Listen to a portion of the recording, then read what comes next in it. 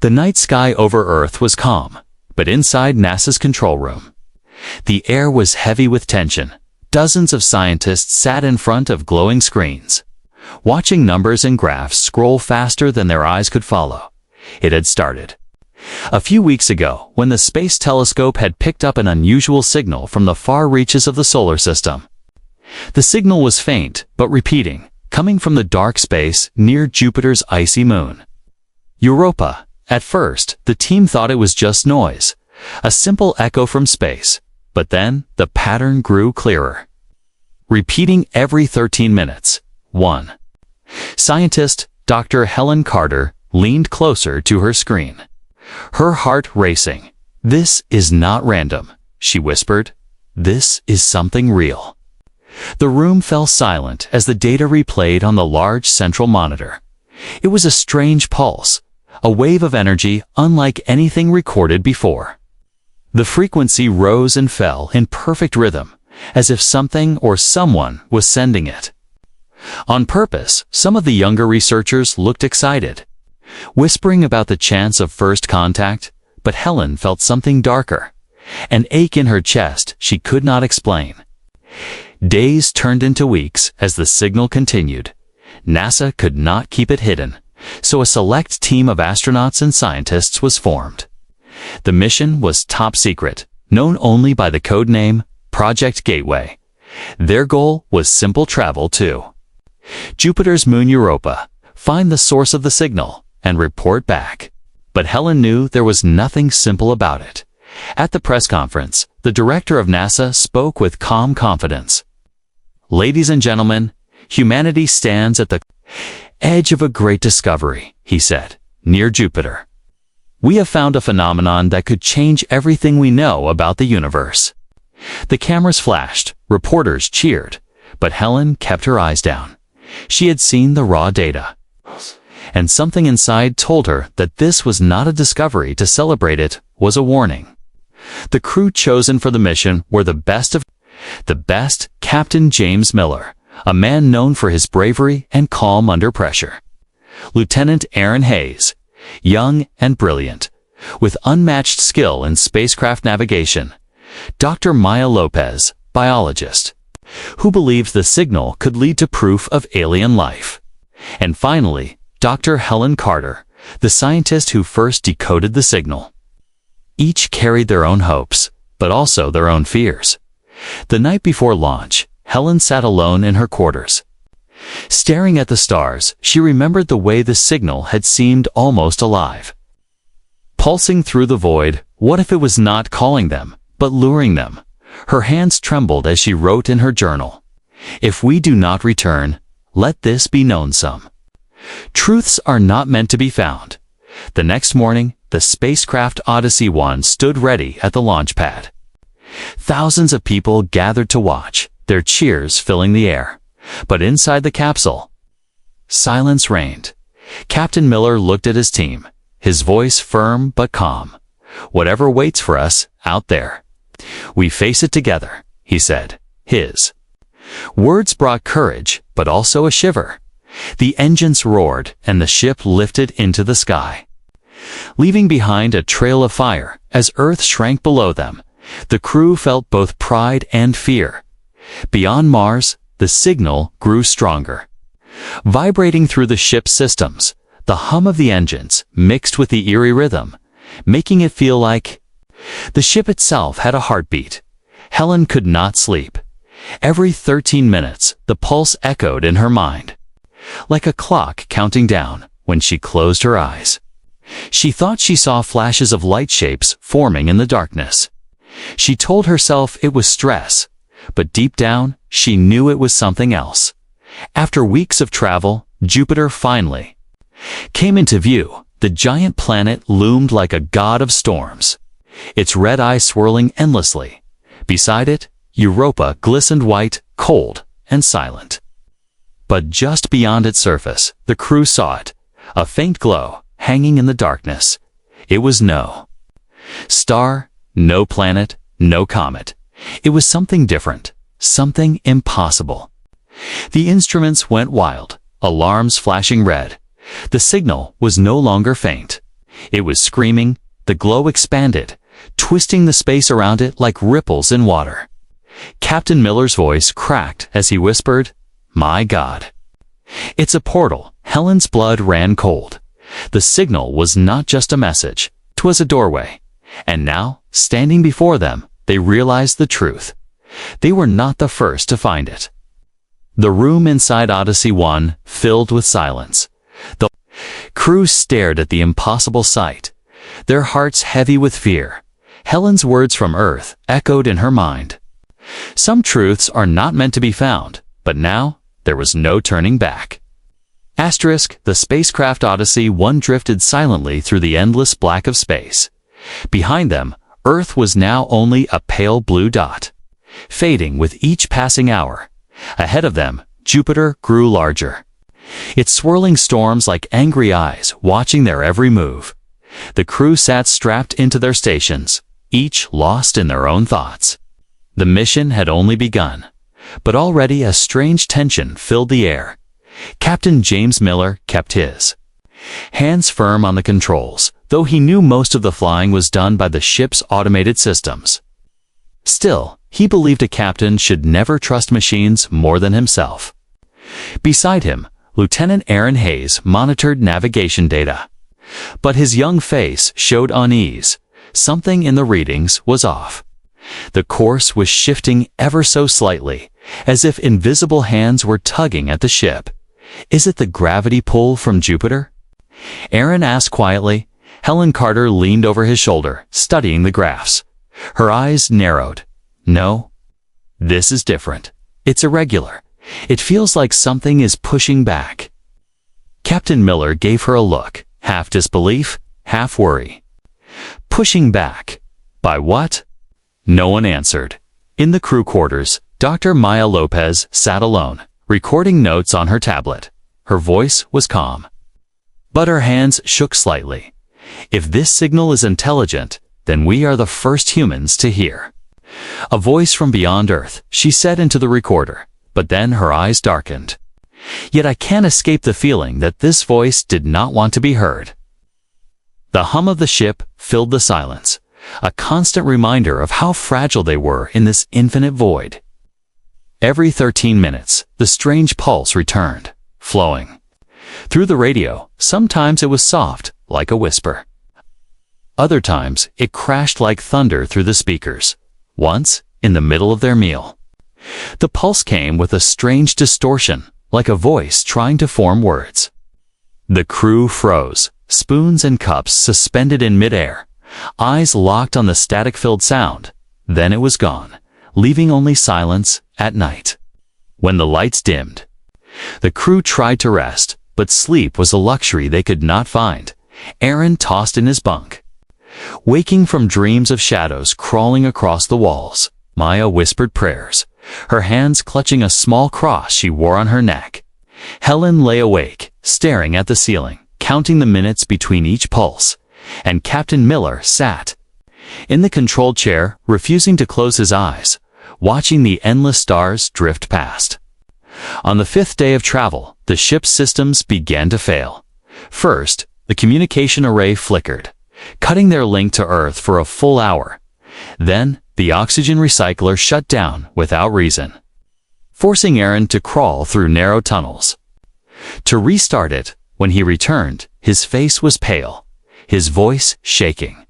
"I heard something in there," he said, like breathing.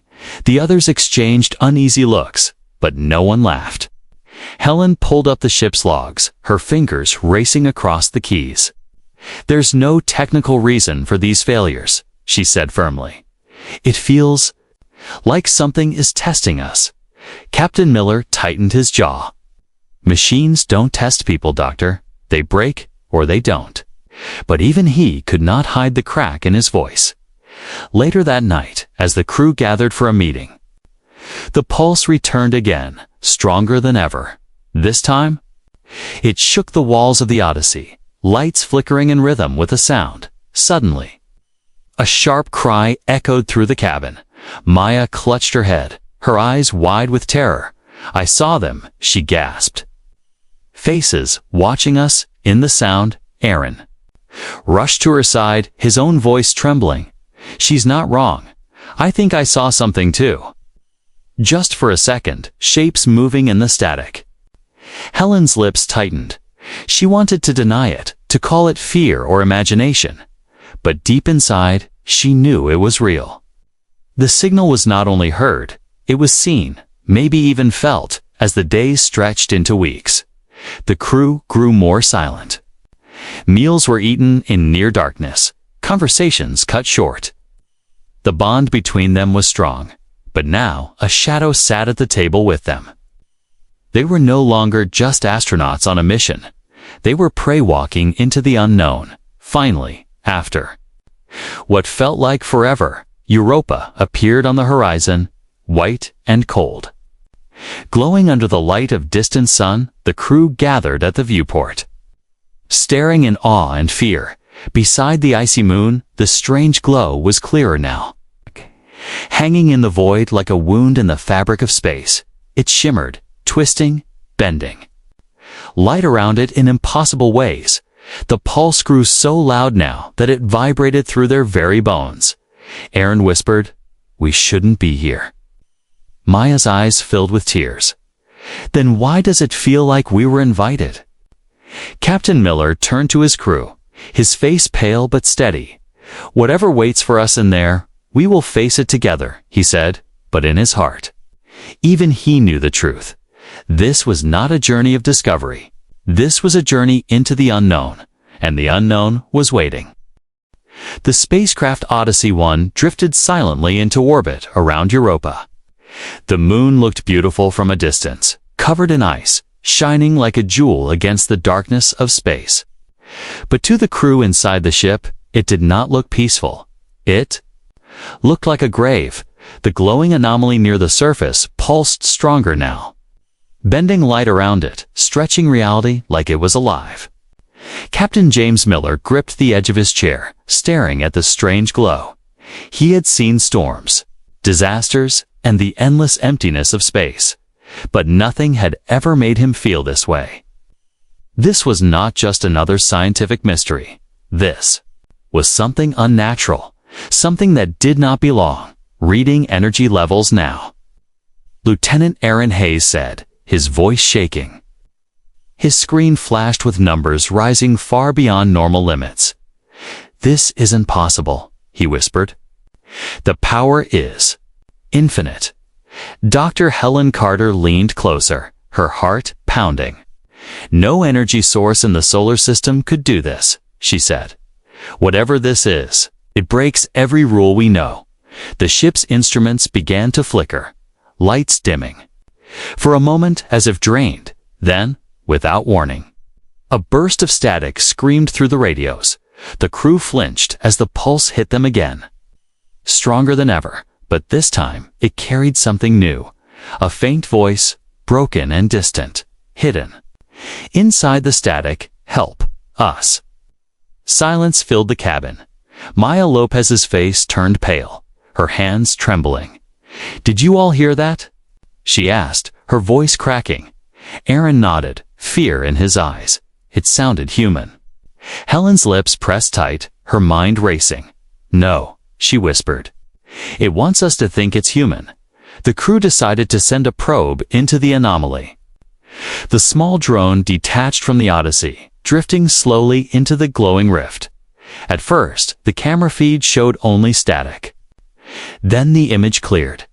They saw jagged shapes, massive structures floating in the void, like ruins of a city. Dark towers stretched endlessly. Broken and twisted, shadows moved between them, though no life form should exist there. Suddenly, the feed cut out, the screen went black. Then, for only 1 second, an image returned. A face, pale and hollow, staring directly into the camera. Its mouth opened in silence. Then the connection died. Maya gasped, covering her mouth. Aaron pushed back from his chair, his hands shaking. "That was not possible," he muttered. "That wasn't supposed to be there." Helen's voice was quiet but steady. "We have to face the truth. This is not a natural phenomenon. It's a doorway, Captain Miller stood, his eyes fixed on the glowing rift. "If this is a doorway, then we need to know what's on the other side," Ati said, his voice cold and firm. "No," Helen whispered. Sharply, "we don't understand what we're dealing with. We could be opening something that should never be opened." But Miller shook his head. "Our orders are clear, and turning back now is not an option." That night, the crew tried to rest, but none of them could sleep. The ship creaked as if something outside was pressing against it. Aaron thought he saw shadows moving past the windows, shapes that vanished when he blinked. Maya dreamed of voices calling her name, pulling her deeper into the glow, and Helen sat awake in silence, her journal in her lap, her pen trembling in her hand. She wrote, "Whatever this thing is, it knows we are here and it is waiting." The next morning, alarms blared as the anomaly grew larger, expanding like a living wound in space. The ship's controls shuddered, lights flickered, and a deep hum filled the walls. It felt less like a machine malfunction and more like the ship itself was afraid. Captain Miller gave the order, his voice firm but heavy. "We move closer, prepare for entry." The crew strapped in, their faces pale but resolute. The Odyssey drifted forward, inch by inch, drawn toward the glowing rift. The closer they came, the more reality seemed to bend. Stars twisted, time felt slower. Even their own reflections in the glass looked wrong. Maya whispered a prayer. Aaron clenched his fists, and Helen shut her eyes tight. The ship crossed the edge of the anomaly, the glow swallowing them whole. The world outside disappeared. There were no stars, no planets, only blackness stretching forever. Then, from the shadows, structures began to appear. Gigantic ruins floated in the void. Broken towers, arches, and walls as if an ancient city had been ripped from its world and left here. The air inside the ship grew colder, the lights dimmer, and then came the sound. Whispers faint at first, then louder, as if countless voices spoke at once. Helen's eyes filled with tears, her voice trembling. "We were never meant to find this place," she whispered. Captain Miller's face was stone, but his hands shook on the controls. "This is not the end of our mission," he said. "This is only the beginning." And outside, in the ruins, something moved. The moment the Odyssey 1 crossed the rift, silence swallowed the ship. No sound. No hum of engines, no static from the radios, not even the faint rhythm of the pulse they had followed for weeks. It was as if sound itself had been stolen. The crew looked at one another, their faces pale, their breaths shallow. For the first time since leaving Earth, every heartbeat felt loud in the silence. Outside, the blackness stretched endlessly. Yet, floating in that darkness were ruins so large they seemed older than time itself. Jagged towers twisted upward, broken bridges hung in the void, and symbols glowed faintly on walls that should not exist. The city looked abandoned, yet alive, like it had been waiting. Captain James Miller gripped the controls tightly, forcing his voice to stay calm. "Systems check," he ordered. Aaron tapped at his screens, but nothing responded. "Navigations." "Dead communications are dead," he said, his voice trembling. Maya whispered, "Then, how are we moving?" The ship was drifting forward, though no engines fired. It was as if something was pulling them deeper into the city. Helen Carter stared at the ruins, her chest tight. She had studied symbols and languages all her life, and what she saw on the walls outside was impossible. The same patterns, the same marks she had once seen in ancient caves on Earth. "This place. It knows us," she whispered. "It's connected to us." The silence broke suddenly, replaced by whispers. They filled the cabin like wind through cracks in old stone. The voices overlapped, countless tones speaking at once. Maya covered her ears, her eyes wide. "They're inside my head," she cried. Aaron slammed his hands against the console, shouting, "Shut it out, shut it out." But there was no shutting it out. The voices were not around them, they were inside them. The ship slowed, coming to rest near what looked like a massive gate. It was shaped like a circle, carved with symbols that glowed faintly. The same pulse that had called them from Earth now throbbed from the gate. Stronger, louder, like a heartbeat shaking their bones. Captain Miller forced himself to his feet. His eyes locked on the view outside. "This is it," he said, "the source of the signal." "No," Helen said sharply, stepping forward, her face pale but determined. "This is not the source. This is a door, and doors are meant to keep things in." Maya's hands shook as she whispered, "Or to let them out, without warning." The gate lit up, blinding white light flooding the ship. The consoles flickered to life, screens filled with strange symbols and data they could not understand. The voices grew louder, forming words now. "Come closer," they whispered. "See the truth." The crew stood frozen, fear chaining them in place. But Captain Miller's jaw tightened, soldier's mind refusing to retreat. "If this is a door, then it was meant to be opened," he said firmly. "No." Helen begged, her voice breaking. "You don't understand. This is not discovery. This is a warning." But his hand was already on the control, guiding the Odyssey toward the gate. As they drifted closer, the lights inside the ship flickered violently. Aaron screamed as sparks burst from his console. "The ship can't handle this," he shouted. "We're breaking apart," but it was too late. The gate pulled them in with a force stronger than gravity. The ship groaned, metal twisting, alarms shrieking. But there was no escape, and then everything went black when the light returned. The crew gasped. They were no longer floating in ruins. They were standing on solid ground. Though none of them remembered leaving their seats, the ship was gone, the cabin gone, the stars gone. All around them stretched an endless plain of stone. Under a sky that burned with colors no human eye was meant to see, Maya fell to her knees. Her voice breaking, "This isn't real," she whispered. "This can't be real." But Helen reached down and touched the ground. It was solid, cold, and alive. She felt it pulsing under her hand, like skin over a beating heart. In the distance, towers rose again, taller than mountains, their tops lost in the strange sky at the base of the nearest tower. A figure stood. It was tall, too tall, its body thin like shadow stretched into form.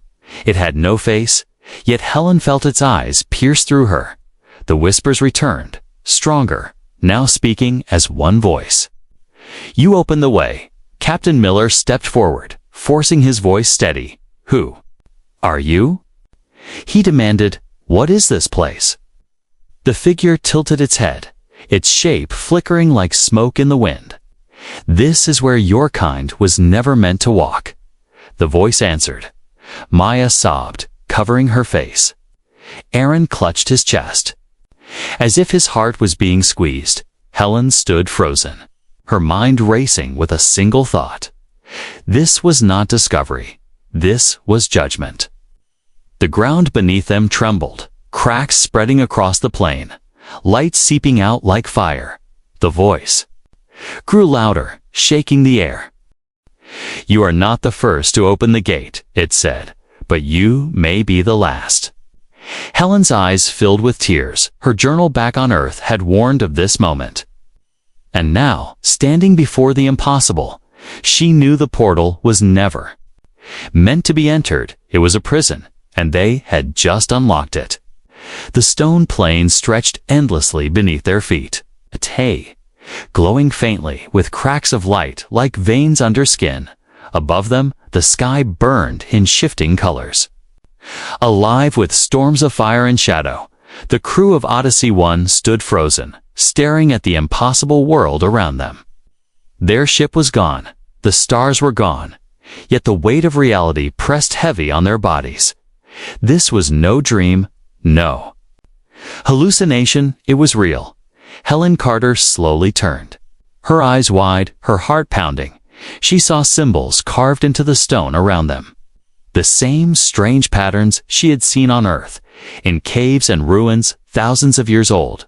Her voice trembled as she whispered, "This place has been here longer than us. Longer than Earth itself." Aaron Hayes shook his head violently, sweat dripping from his forehead. No, that doesn't make sense. Nothing should be here. This isn't possible, but deep inside he knew it was true. Captain James Miller stood tall. Though fear tugged at his chest, he looked at the nearest tower, a structure so massive it seemed to scrape the strange, burning sky. "We're not leaving until we understand what this is," he said firmly.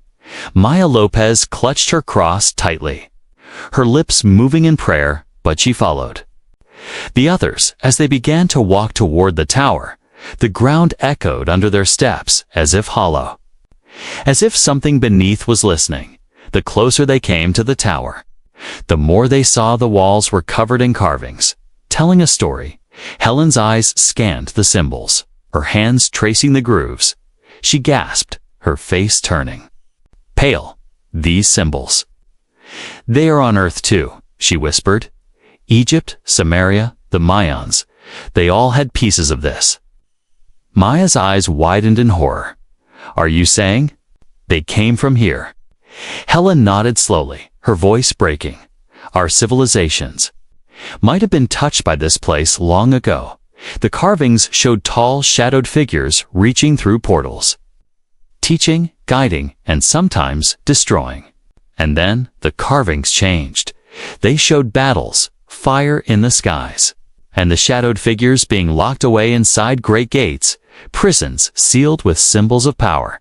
"This city," Helen said, her voice trembling, "it wasn't built as a home, it was built as a cage." Aaron stepped back, shaking his head, his breathing fast and shallow. No, we shouldn't be here. We shouldn't have come." NASA knew. They had to know. His words echoed into the silence, and for a moment, the ground beneath them trembled. The tower pulsed with light, the carvings glowing faintly. It felt like the city was waking up, suddenly. A flash of light erupted before them. The air shimmered, and holograms appeared. Glowing figures replaying fragments of history. They saw beings of light, tall and powerful, speaking in voices that shook the air. One voice boomed above the others, "To those who come after us, beware. This place is not a gift. It is a warning. Do not open the gates.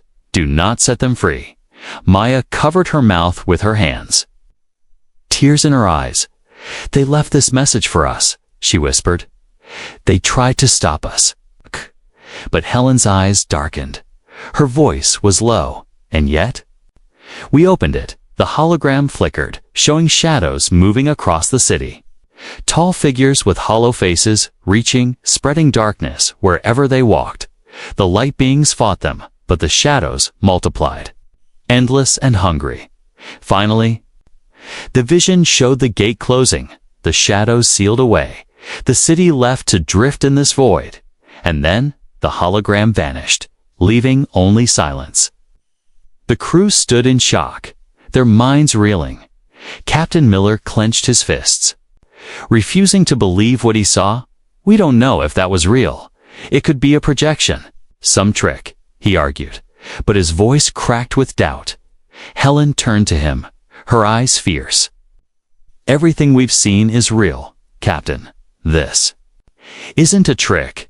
This is the truth, and the truth is terrifying." Before Miller could answer, the ground shook violently, the cracks of light spreading wider beneath their feet. The tower groaned like a living thing, shadows spilling from its lies, spilling from its base. They moved slowly at first, then faster, crawling across the stone like liquid night. Aaron screamed, pointing, "They're waking up! The prisoners, they're waking up!" The voices returned, louder than before, filling the air with 1,000 whispers. Helen clutched her head, tears streaming down her face. "They know we're here. They know we opened the door," she cried, Maya fell to her knees, her voice shaking with prayer. But even her words were drowned out by the storm of whispers. Captain Miller grabbed Helen's arm, pulling her back. "We're not dying here. We need to move," he shouted. But Helen's voice cut through the chaos, filled with despair. "Where will we run, Captain? This isn't their prison anymore. It's their kingdom." The shadows rose higher, forming shapes. Tall figures with arms stretched wide, their faces empty voids. They moved toward the crew, slow but unstoppable. For the first time, Captain Miller's courage broke. His voice cracked as he whispered, "Dear God, what have we done?"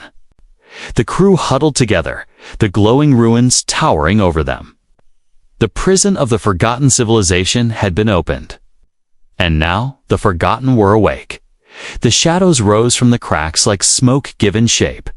They stretched tall, thin, and endless, their faceless heads tilting as if they were listening to the terrified heartbeats of the crew.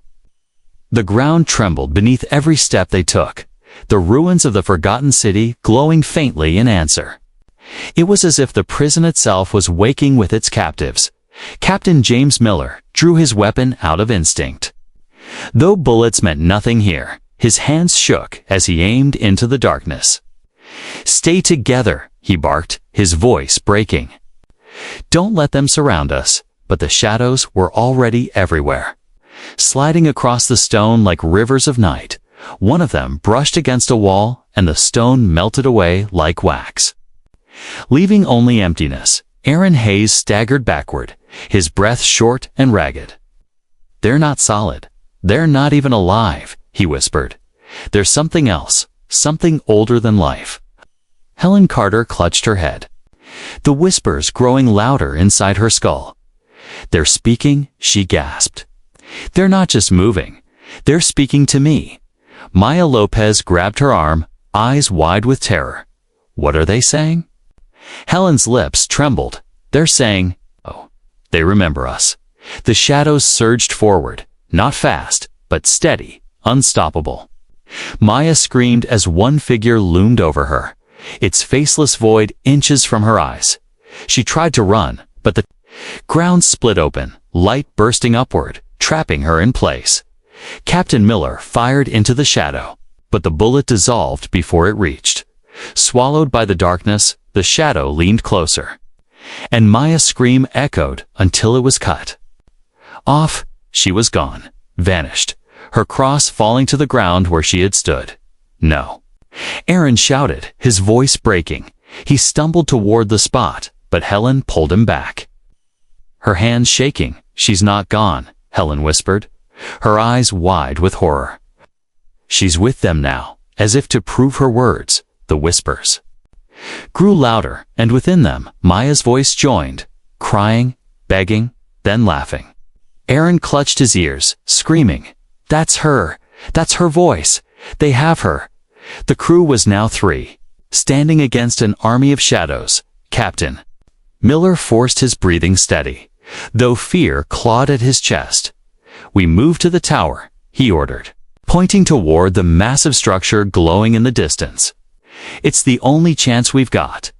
The ground shook, as if the city itself resisted their escape. Walls shifted, pathways twisted, turning the ruins into a maze. Every direction looked the same. Every turn led back to where they started.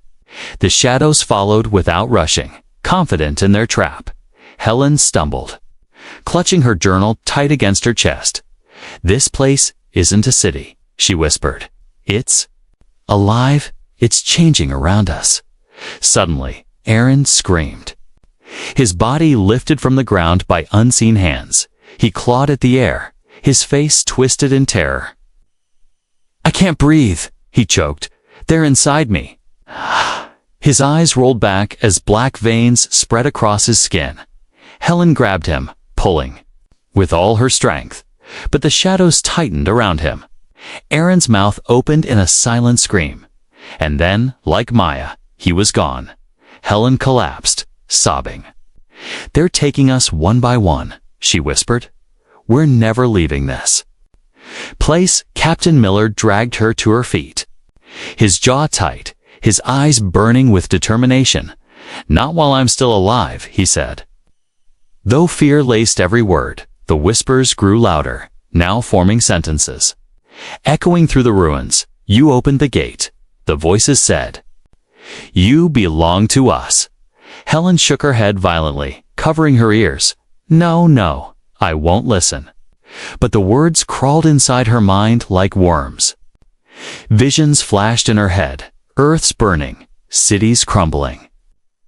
The shadows pouring through gates across the world.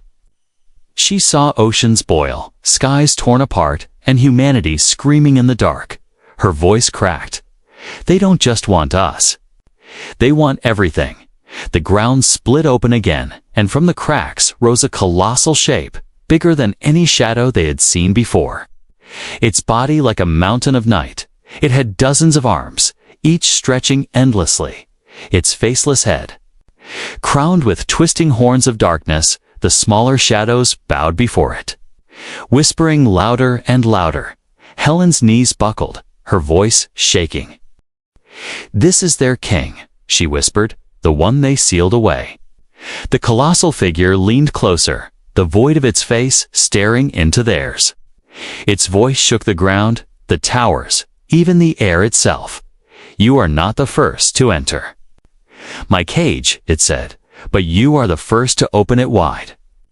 Captain Miller lifted his weapon, his hands trembling. "You won't touch Earth," he growled. Though his words sounded small against the endless voice, the figure tilted its head as if amused.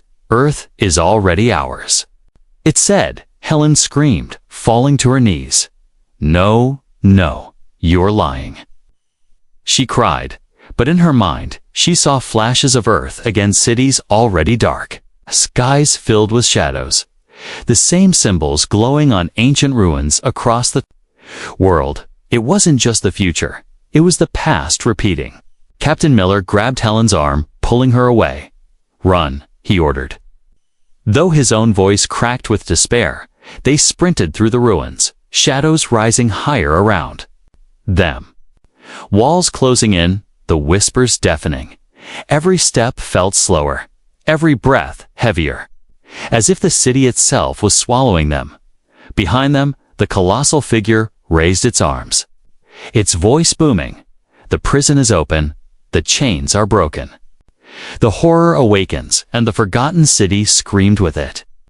The ruins shook as the colossal shadow rose higher, its arms stretching across the sky of shifting fire. The whispers had become a storm. Millions of voices speaking at once, echoing through the stone city, through the minds of the last two survivors. Captain James Miller and Dr. Helen Carter stumbled across the glowing plain, chased by shadows that moved like living rivers. Every step felt slower, as if the ground itself was pulling them down. Helen's lungs burned, her legs trembling, but fear pushed her forward. She clutched her journal tight. Her only proof of what they had seen, her only weapon of truth. Captain Miller stayed ahead, dragging her when she faltered, his jaw tight. His eyes filled with grim determination, but even he knew the truth. They were not escaping. They were being herded. The ground split open ahead of them, cracks glowing with fire. From the light rose more shadows, tall and faceless, blocking their path. Miller raised his weapon again, firing until the gun clicked empty. The bullets vanished into the darkness, swallowed whole.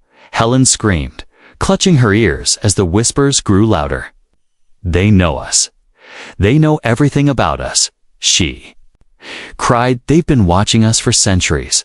Suddenly, the ground beneath them collapsed, and they fell into a vast chamber deep inside the ruins. The walls glowed with carvings, endless spirals of symbols telling stories no human eyes had seen before. At the center of the chamber stood a massive stone monolith, pulsing with the same rhythm as the signal that had lured them from Earth. The whispers quieted, replaced by one deep voice, echoing through the chamber. "You opened the way," it said. "Now hear the truth." Helen staggered forward, her body trembling, her voice shaking. "Why us? Why humanity? What do you want?" She cried. The monolith flickered, and images filled the chamber. Visions of Earth across ages. Ancient humans staring at the stars, carving symbols in caves. Building temples aligned with strange lights in the sky. The voice thundered. "We were there when your kind first walked the earth. We guided you. We shaped you. We gave you knowledge you did not earn." Helen fell to her knees, tears streaming down her face. "No, no, it's not true," she whispered.